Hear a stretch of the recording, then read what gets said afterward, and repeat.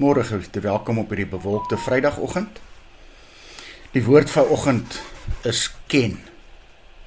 En ons lees saam in Psalm 9.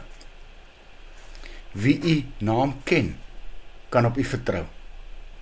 Want u laat hulle wat u soek, nie in die steek nie.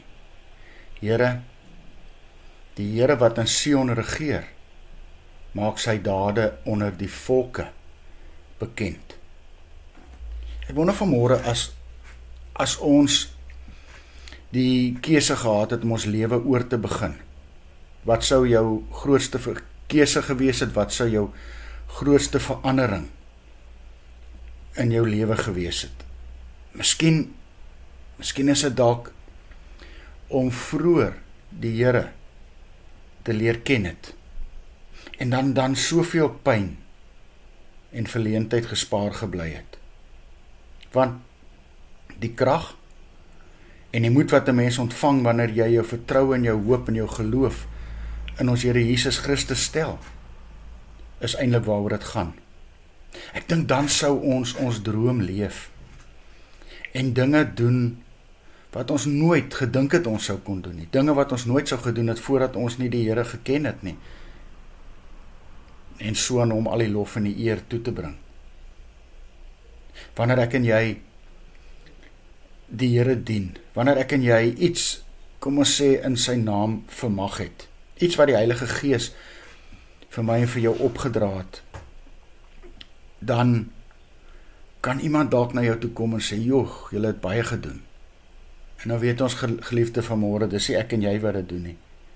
Dis God wat ons gebruik as instrument, net hy en hy alleen.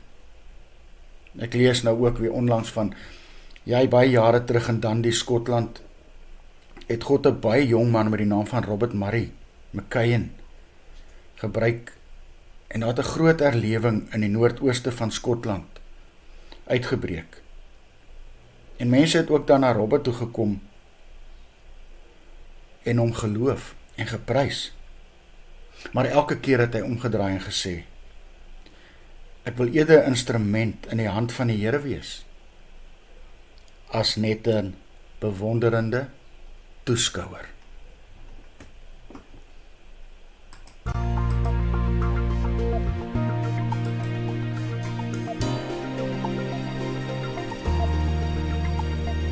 Heilige Jesus, Heer van die Here, U is verhoog tot die hemeltroon. Ons bring U Here, Christus die Here, met eerlikheid is U gekroon.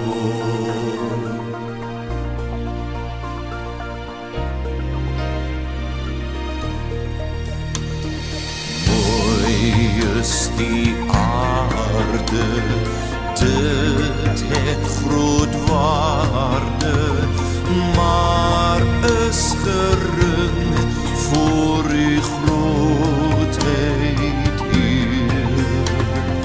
U is ons lewe, U is ons vrede, U Gees moet ons hier lei en leer.